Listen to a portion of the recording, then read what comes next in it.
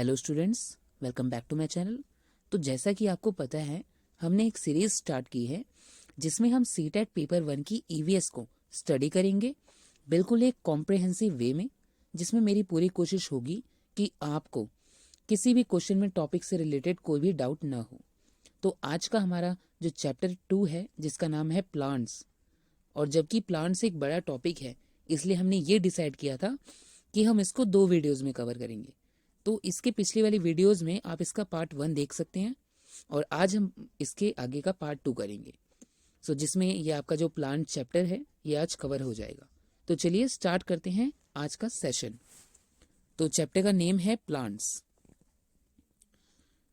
तो आज हम पढ़ेंगे special plants and their features. कुछ ऐसे स्पेशल प्लांट्स और उसके जो फीचर्स हैं हम उनको पढ़ेंगे। पहला आपका जो प्लांट है वो है desert oak. So it is an attractive, medium-sized and slow-growing tree found in the dry desert region of the Northern Territory, South and Western Australia. तो देखिए ये एक तरह का ऐसा पेड़ है, ये काफ़ी अट्रैक्टिव होता है, मीडियम साइज का होता है, ना ज़्यादा बड़ा ना ज़्यादा छोटा। स्लो ग्रोइंग ट्री है, मीन्स ये पेड़ धीरे धीरे बढ़ता है। Found in the dry desert, dry desert में पाया जाता है। और ये रीजन कौन कौन से हो सकते हैं आपके? Northern territory, south and western Australia. तो आपको इनकी सिटीज के कंट्रीज के नेम याद रखने हैं, कौन कौन से रीजन में पाए जाते हैं। तो ये था हमारा desert oak plant. So its roots are around 3 times more than its length due to search of underground water. तो इसकी जो जड़ें होती हैं वो 3 times ज़्यादा होती हैं इसकी लेंथ से, क्योंकि जो इसकी रूट्स होती हैं ये अंडरग्राउंड वाटर की सर्च में होती है। मीन्स जब तक कि इनको पानी नहीं मिल जाता अंडरग्राउंड में, तब तक ये उसकी सर्च में अपनी जड़ों को फैलाती जाती हैं।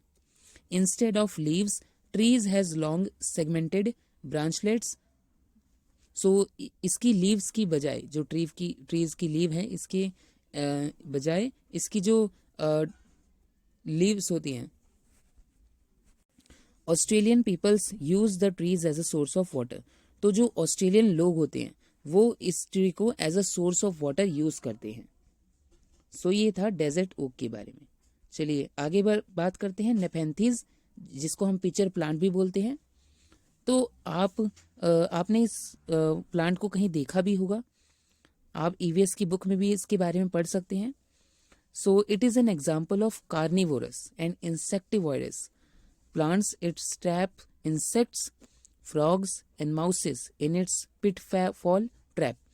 तो ये एक एग्जाम्पल है। ये प्लांट जो है इसे हम कार्निवोरस प्लांट भी बोलते हैं, क्योंकि ये छोटे छोटे इंसेक्ट्स को, फ्रॉग को और माउस को अपने ट्रैप में फंसाकर उसको खा लेता है। It has a modification of leaf over it's pitfall trap cavity.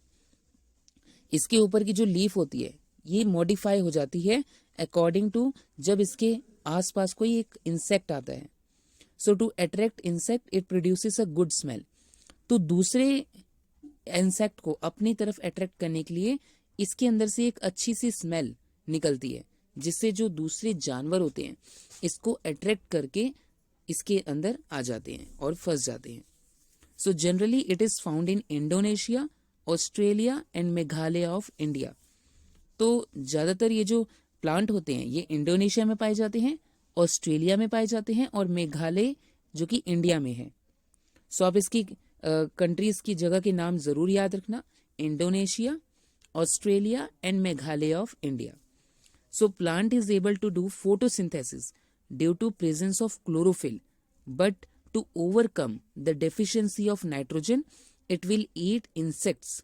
तो जो प्लांट है अब एक अपना जो फोटोसिंथेसिस का प्रोसेस होता है उसको भी करते हैं, किसकी प्रेजेंस में?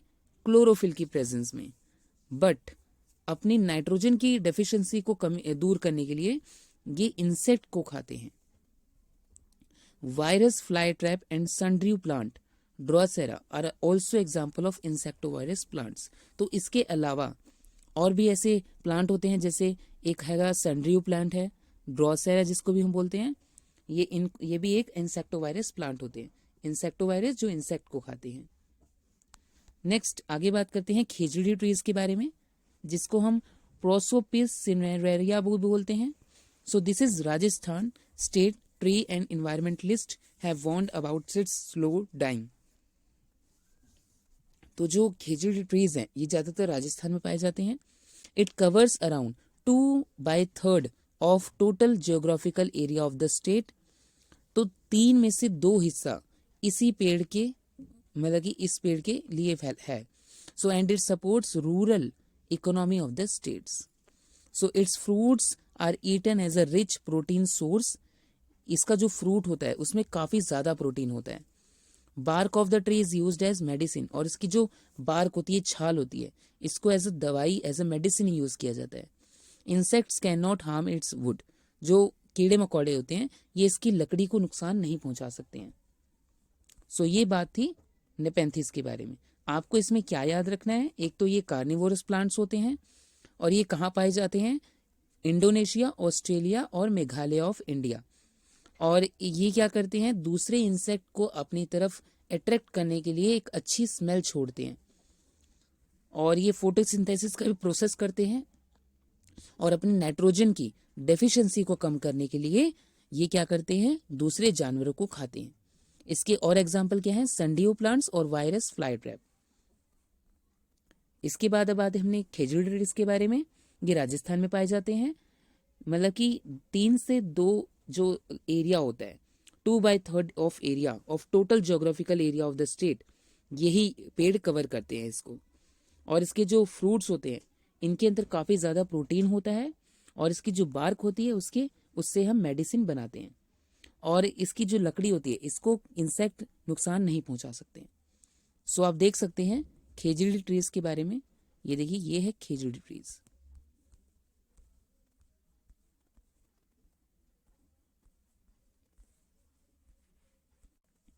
तो चलिए आगे बात करते हैं हम बनाना प्लांट की। So the banana stem is really not a stem. तो जो बनाना की स्टेम होती है असल में वो स्टेम नहीं है, it is a flower stalk of the banana plant. ये एक तरह का फ्लावर स्टॉक है उस बनाना प्लांट का। इट इज अ हर्ब, ये हर्ब की कैटेगरी में आता है। Its flower and fruit both are edible. इसका जो फ्लावर होता है और जो फ्रूट होता है दोनों को ही हम खा सकते हैं, दोनों ही एडिबल हैं। एडिबल ऐसी चीजें होती है जिन्हें हम खा सकते हैं। आगे बात करेंगे हम क्रॉटन की। So it is used as a indicator plant for water deficiency. तो एक तरह का ये इंडिकेटर प्लांट है, मींस ये वाटर की डेफिशिएंसी को दिखाता है। For this purpose croton is grown with crops. इसको हम फसल के साथ उगाते हैं। When the leaves of the croton become it means water is required in crops. तो जब हम क्रॉटन प्लांट को उस फील्ड में लगाते हैं तो जब ऐसा होता है कि उसकी जो टॉप लेयर होती है क्रॉटन प्लांट की, वो मतलब कि उसको पानी नहीं मिलता, तो उसकी जो लीव्स होती हैं वो बेंड होने लगती हैं और उसमें एक लिम्प आ जाता है। तो जिससे हमें एक इंडिकेशन मिल जाता है कि उस खेत में पानी की कमी हो रही है। तो चलिए आगे बात करते हैं बैनियन ट्री के बारे में। So it begins its life as a epiphyte, that is it grows on another plant. Means ये एक दूसरे प्लांट के ऊपर उगता है, इसलिए इसे एपीफाइट बोलते हैं। सो एपीफाइट का मतलब आप समझ गए होंगे, जो प्लांट किसी दूसरे प्लांट के ऊपर ग्रो होते हैं। Old banyan tree has aerial props roots as pillar to support the trees. इसमें कुछ ऐसे प्रॉप रूट्स होती हैं जो इस ट्री को सपोर्ट करती हैं, क्योंकि ये काफी ज्यादा बड़ा होता है तो इसलिए ये जो रूट्स होती हैं इनको बैलेंस करके रखती हैं। चलिए आगे बात करते हैं टोमेटो, पोटैटो और ग्रीन चिली की। So these plants came to India from South America. ये जो तीनों प्लांट हैं ये साउथ अमेरिका से आए हैं। Cabbage, orange, P came from Europe. तो ये जो कैबेज है, ऑरेंज है, पी है, मटर है, ये यूरोप से आई है। और जो भिंडी है, ओकरा जिसे हम बोलते हैं, coffee bean from Africa to India. और ये तीनों कहाँ से आए हैं, अफ्रीका से। तो ये काफी ज्यादा बार क्वेश्चन पूछा गया है कि आपको ये जो प्लांट्स दिए होते हैं इनकी आपको बताना है कहाँ से इनका ओरिजिन हैगा। तो ये कहाँ से इंडिया में आए हैं, तो ये आप याद कर सकते हैं इसमें। तो चलिए आगे बात करते हैं न्यूट्रिएंट्स इन प्लांट्स के बारे में। सो ऑटोट्रॉफ्स क्या होते हैं, हमने ये पहले भी हम बात कर चुके हैं कि ऑटोट्रॉफ्स क्या होते हैं, जो प्लांट अपना खाना खुद बनाते हैं। So these plants can produce their own food using light, water and carbon dioxide. तो ऐसे प्लांट जो अपना खाना खुद बनाते हैं इन्हें ऑटोट्रॉफ्स बोलते हैं। किसकी हेल्प से?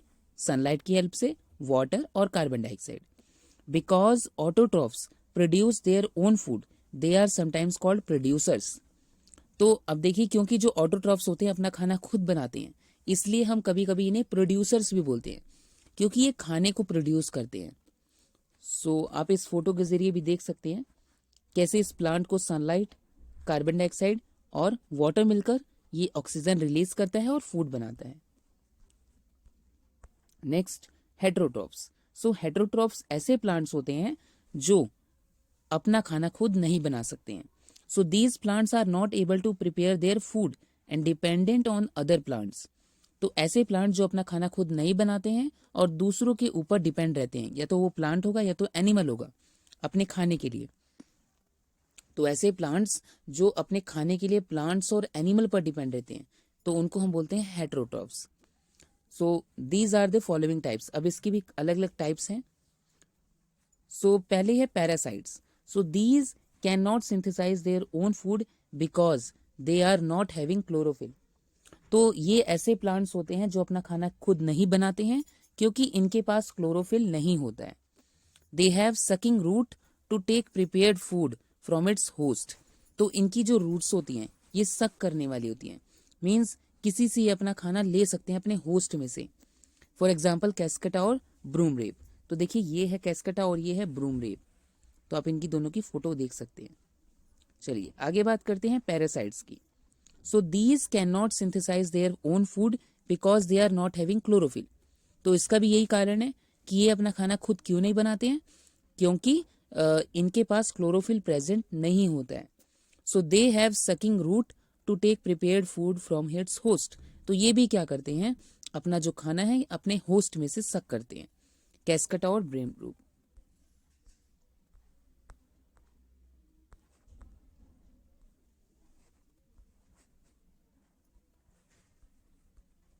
चलिए आगे बात करते हैं सैप्रोफाइट्स की। So they grow on decaying vegetable और animal matter and absorb organic food material. तो ये ऐसे प्लांट्स होते हैं, ये किसी कोई वेजिटेबल सब्जी है वो खराब हो रही हो, या फिर कोई एनिमल है जो मर गया हो, उसके ऊपर ये उगते हैं और उसमें से उस जहाँ पर ये उगते हैं उसमें की जो ऑर्गेनिक फूड मटेरियल है उसको एब्जॉर्ब करते हैं। जैसे एग्जाम्पल हो गया मशरूम्स हो गई, मोनोट्रोपा हो गया, बैक्टीरियाज हो गए, फंगी हो गई। तो इन्हें बोलते हैं हम सैप्रोफाइट्स, जो कि डिकेइंग वेजिटेबल और एनिमल मैटर के ऊपर ग्रो होते हैं और उसके अंदर का ऑर्गेनिक फूड मटेरियल को अब्सॉर्ब करते हैं। इन्हें हम बोलते हैं सैप्रोफाइट्स। नेक्स्ट है सिम्बायोनिट्स।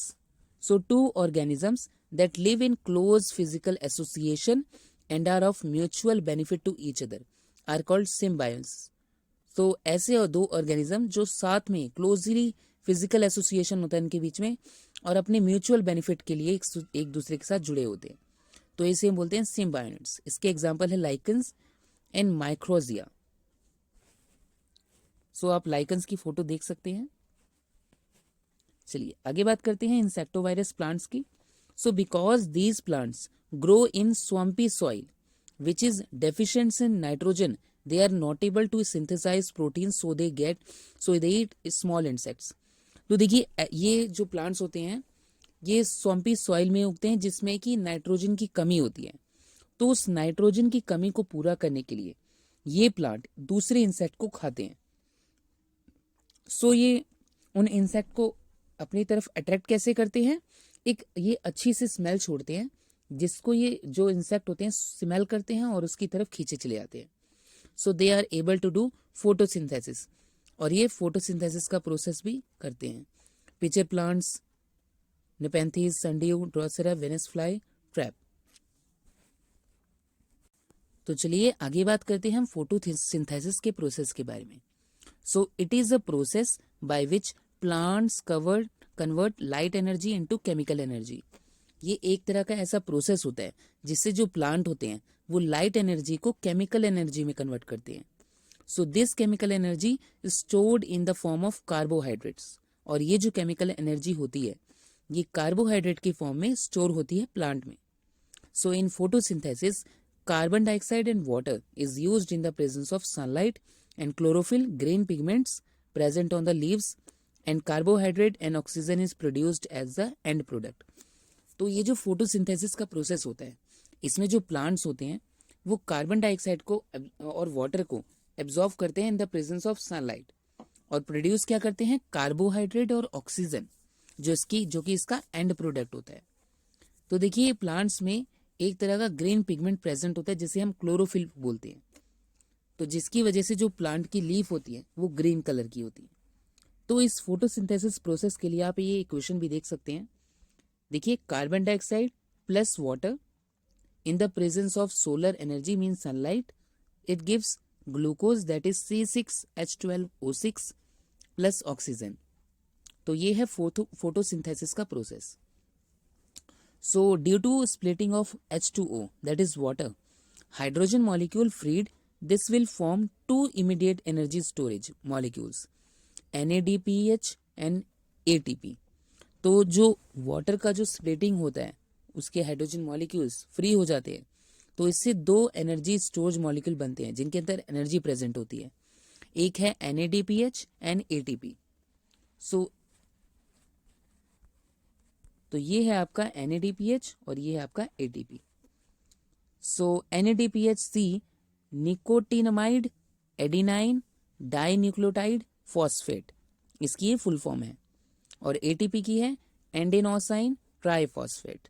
Both are called as energy currency of the cell, क्योंकि इसमें एनर्जी प्रेजेंट होती है इसलिए हम इसे एनर्जी करेंसी बोलते हैं सेल की। चलिए आगे बात करते हैं फूड चेन की। सो a food chain shows the feeding relationship between different living things in a particular environment or habitat। देखिए फूड चेन क्या शो करती है कि एक फीडिंग रिलेशनशिप, कि कौन सा ऑर्गेनिज्म किसके साथ किस तरह से जुड़ा हुआ है हमारे एक पर्टिकुलर इन्वायरमेंट में और हैबिटेट में। So plants are at the bottom of any food chain because they make their food by the process of photosynthesis. तो जो प्लांट्स होते हैं वो पूरी फूड चेन के बिल्कुल नीचे आते हैं, बॉटम एरिया में। क्यों? क्योंकि ये अपना खाना खुद बनाते हैं bye the process of photosynthesis. तो आप इस फोटो के जरिए देख सकते हैं। तो जैसा कि आप देख सकते हैं, जैसे कि पहले है ग्रास, ठीक है। देखिए प्लांट्स को हम प्रोड्यूसर बोलते हैं क्योंकि ये अपना खाना खुद बनाते हैं, प्रोड्यूस करते हैं। उसके बाद देखिए इस ग्रास को खाने वाला है ग्रास शॉपर, तो ये आपका हो गया प्राइमरी कंज्यूमर। उसके बाद है इस ग्रास शॉपर को खाएगा फ्रॉग, जो होगा सेकेंडरी कंज्यूमर। और थर्ड है आपका स्नेक जो है फ्रॉग को खाएगा, तो ये हो गया टर्शरी कंज्यूमर। और जो ये ईगल हॉक है ये खाएगा स्नेक को, तो ये हो गया फाइनल कंज्यूमर। और उसके बाद ये हो जाएगा जो हॉक है ये भी डेड हो जाएगा, लास्ट में डीकम्पोजर, और उसके ऊपर फंगाई आ जाएगी। सो देखिए ये कैसे एक पर्टिकुलर हैबिटेट के लिए ये आप एक फूड चेन देख सकते हैं, कैसे सारे एक दूसरे से लिंकेज हैं। तो ग्रास को ग्रासहॉपर ने खाया, फ्रॉग ने ग्रासहॉपर को खाया, स्नेक ने फ्रॉग को खाया, हॉक ने स्नेक को खाया, और उसके बाद हॉक लास्ट में डिकम्पोज हो गया और उसके अंदर फंगाई लग गई। So next level are of the consumer, जो प्लांट को जो उसको खाना है उससे ईट करते हैं, खाते हैं। दे ईट प्रोड्यूसर्स एंड अदर एनिमल्स। तो कंज्यूमर क्या करते हैं, वो प्रोड्यूसर और दूसरे जानवरों को खाते हैं। So the animals that eats the producers are called as herbivorous और प्राइमरी कंज्यूमर। सो ऐसे प्लांट्स जो दूसरे प्रोड्यूसर को खाते हैं उसे हम हर्बीवोरस बोलते हैं, और वो प्राइमरी कंज्यूमर होते हैं। देखिए क्योंकि उन्होंने प्लांट खाया है तो वो क्या होंगे, हर्बीवोरस। हर्बीवोरस ऐसे ही ऑर्गेनिज्म होते हैं जो सिर्फ प्लांट के ऊपर डिपेंडेंट होते हैं। So the animals that eat primary consumer called as secondary consumer. तो जो एनिमल्स प्राइमरी कंज्यूमर को खाते हैं और वो सेकेंडरी कंज्यूमर होते हैं, and so on to third fourth, ऐसे आगे आगे चलता जाता है। So decomposer don't have the place in food chain but these are very important organism for any. तो देखिए डीकम्पोजर का फूड चेन में कोई प्लेस नहीं है, बट ये हमारे इंपॉर्टेंट ऑर्गेनिजम्स होते हैं किसी भी फूड चेन के लिए, because they convert dead organic matter into inorganic matter, क्योंकि ये एक डेड ऑर्गेनिक मैटर को एक इनऑर्गेनिक मैटर में कन्वर्ट करते हैं। तो चलिए आगे बात करते हैं importance of plant on development of child. तो प्लांट की क्या इंपॉर्टेंस है एक बच्चे की डेवलपमेंट में? So by knowing the different role played in life of human and animal like providing oxygen to breathe, food to eat, etc., child will be able to understand the importance of plant in human survival. तो देखिए, जो बच्चा होता है जब उसे हर एक plant के बारे में पता चलेगा कि इस प्लांट का क्या फंक्शन होता है, इस प्लांट के क्या बेनिफिट्स होते हैं, उसे ये पता चलेगा कि उन प्लांट्स की वजह से उसको ऑक्सीजन मिलती है और उसी से वो खाना मिलता है जो वो खाते हैं, जिससे उनको एनर्जी मिलती है। तो इससे क्या होगा कि उनको ये पता चलेगा कि जो प्लांट्स हैं उनके डेवलपमेंट के लिए कितना काफ़ी ज़रूरी है और उनके सर्वाइवल के लिए। So by studying about its roles in nature, child will be more sensitive towards nature and environment. तो जब बच्चा इसकी स्टडी करेगा अपने नेचर की, तो वो अपने नेचर के टूवर्ड्स काफ़ी ज़्यादा सेंसिटिव होगा और अपने इन्वायरमेंट के लिए भी, तो और उसको बचाने की कोशिश करेगा। So by observing plants growth and development, child will develop curiosity about them and will try to study more about them. तो जब बच्चा प्लांट ग्रोथ को ऑब्जर्व करता है तो उस बच्चे की और उसको डेवलप होते हुए देखता है, सो उसके अंदर एक क्यूरियोसिटी आती है कि वो उसके बारे में और जाने, इसलिए बच्चों को प्लांट्स के बारे में स्टडी करवाया जाता है। तो ये थी importance of plant on development of the child. So this is the end of this session. ये हमारा पार्ट 2 भी खत्म हो गया है। तो हमारा जो चैप्टर 2 है वो आज फिनिश हो गया है। आई होप आपको ये वीडियोस अच्छी लग रही हों। अगर आपको कोई भी डाउट आता है या कोई भी प्रॉब्लम आती है, कोई भी किसी भी तरह की क्वायरी हो, आप कमेंट बॉक्स में अपने क्वेश्चन को पुट अप कर सकते हैं। Thank you.